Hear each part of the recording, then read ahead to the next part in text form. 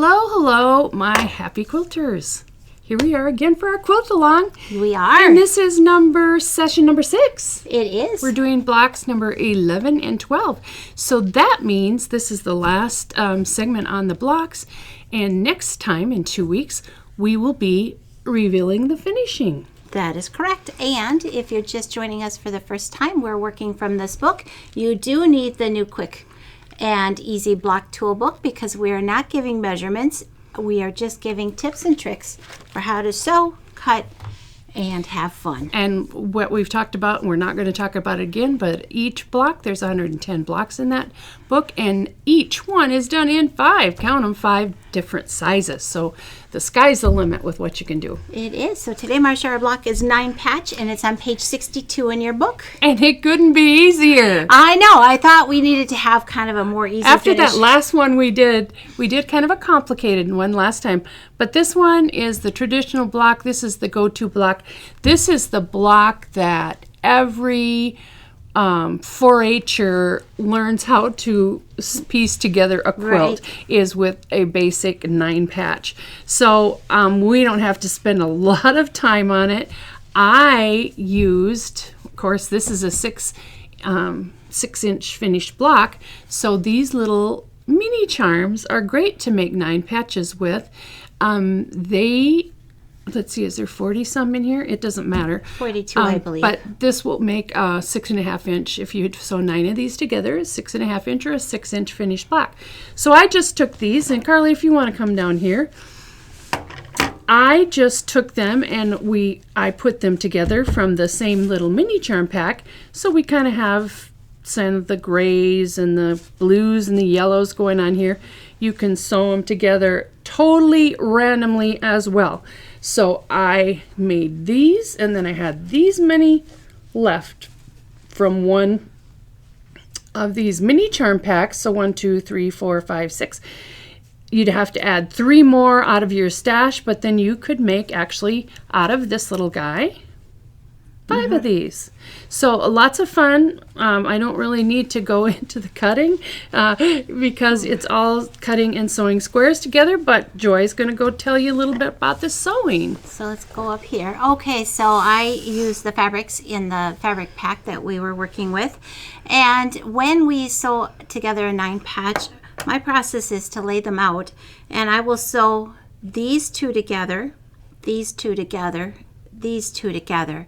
I don't stop and cut my threads in between. I leave what I call as a thread chain or a thread pin. So I set my machine to stop and needle down. So when I get to the end of this one, I'll put my presser foot up.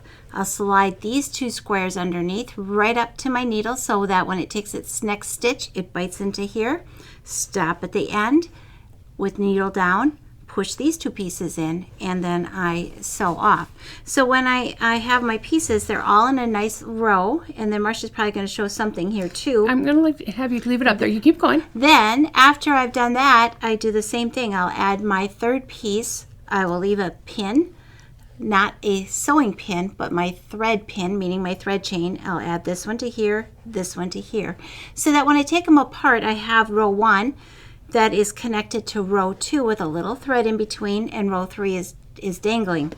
Then when I go to finish, I just flip them over, tuck them under my sewing machine, and I can sew that. Of course, I'll have to cut, but then I will flip this one over and finish by sewing that last one. That's exactly how I do it as well. And this is a really good lesson in kind of saving time making your blocks, because a lot of blocks come in this 3 grid or 4 grid. Whatever we do, we always sew them together in rows like that. Keep them connected. That way you don't get one of your star points pointing the wrong way or anything. Right. I lay them out just like she did. But this is a good practice one to learn to not leave those thread pins or thread chains in and sew this all together. We don't iron until it's all done. We're all done. No matter how complicated the block is. Once in a while you might have to do, if it's got a lot of half square triangles or something in a like the one we did last week. Right. But anyways, this is a good practice one for those of you to learn how to, if you want to learn how to piece a little bit faster. any block can be broken down into the grid system, and you can sew them together in rows and not get confused. Right, and you could also cut a 6.5-inch solid square or printed background, put it in between, and make those 5 little patches into something a little bit more sizable. And what an easy sew, right, Marcia? Exactly. So we had to include the simplest, the most wonderful block of all into this our sew along, because you're going to go like, oh wow, I didn't really learn anything. But we got beginners out there too, and this is a great one to start with. I have one more thing I want to point out. No matter what you choose to do with your backgrounds, mine has words, and they're not all going the same way. Because my thought is when you have the quilt on you have a different perspective. So if you're hanging it, maybe you want things to go all the right way. But I think it's a little more interesting to not be too worried about your directional fabrics. Life is short. Life is short. You can't worry about that. Sometimes maybe some of the stripes, but usually when you cut them, they end up in a certain orientation anyways. Correct. On your quilt. So, yep. Anyways, so that's the 9 patch, and we're going to move on to our last block, which is also a lot of fun. And this one's called Swamp Angel, and it's on page 97 in our books. And Marcia, we'll go back got great down fun again. here. I did. So I did something a little different than I would normally do. I had a fat quarter pack. So normally in here I would have put a solid, but I thought, well, I'm going to try this, and it worked. It's a little bit busy. It is a little busy, but it's fun. But it is fun sometimes just to try something and go out of the box. So once again, this is cutting a bunch of squares. And for these, we cut these for these, we cut these squares on the diagonal. And you end up with these and these. This is your center square. This again would be a fun place to put a fussy cut if you wanted to, and then so these are these, and then these are these squares here, and these are cut on both diagonals to make these half square triangles for all of these, and this is put together as a quarter square triangles. Mm-hmm. And then Marcia, when you put those together, we sewed them together just like our 9 patch we just showed. I did these, and this was a lot of busy little piecing in here, but I did not press these until I got the block totally done. Okay, so we'll show you how to sew it, and then I'll show you something that I did underneath here. All right, so this is the one that I have, and this one isn't as straightforward quilter's math, but it's not hard. And typically when you are making a traditional block, they take a look at, this is I'm going to say a 2.5-inch square.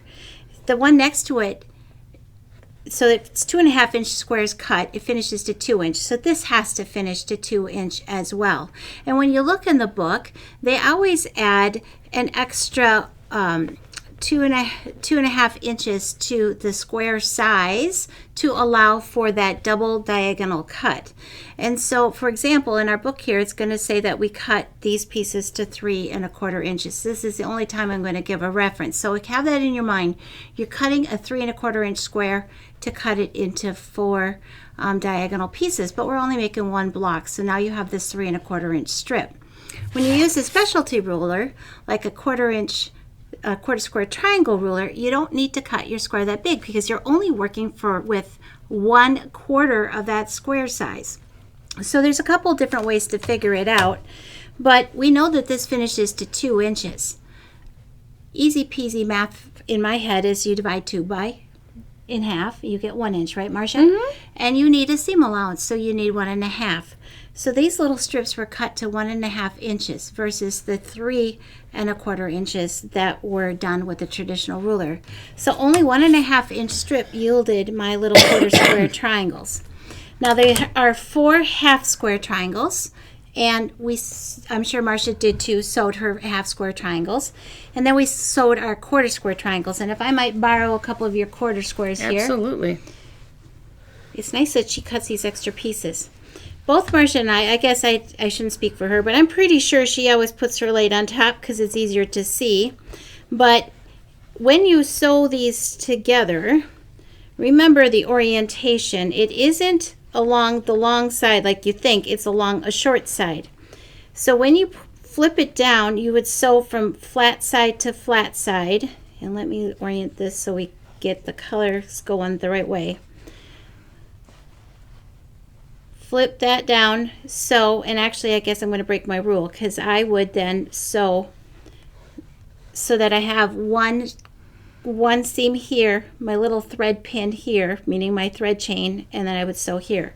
So that when I open these up, I simply have to flip them down to finish my quarter square triangle. That would be how I would sew them, and I would do all of those units. And then of course we finished up by sewing them together like the 9 patch. And I guess that's it. And remember, half square triangles strips are cut the same size as what your square is. And she's got a bonus one. Yep, didn't get it all quilted and anything, but here's 4 of those put together. Now my corners aren't matching up totally wonderfully because this was They can't see that on camera. Yeah, that's right. That was late at night, and I was tired. And sometimes better is done is better than perfect. It's always done is better than perfect. Absolutely. In my book. But if you need to rip something up. But anyways, this was kind of fun too. And look at the secondary design that made. How fun was that? Right. So, and that's what fun thing about this book too. It kind of puts all the blocks together. That's where my inspiration was from this one, was just to put these together and then stick on a border. I had some fat quarters, and away we went. That's right. So anyways, thank you so much for joining us here. This is our last one of the blocks. So in 2 weeks from now, we'll be talking about putting it together. We'll have Joy's blocks that she made all put together. We're going to do a quick review of the blocks that we have put here on the boards, just what we have going on. But, that's only 12 of the 110 blocks that are in that book. I know, there's so much goodness in this book. All right, so we're here at Rochester, Minnesota, Pine Needles Quilt and Sew. Thanks so much for joining us again for the Marcia and Joy Quilt Along. We'll see you in 2 weeks. Thanks, everybody.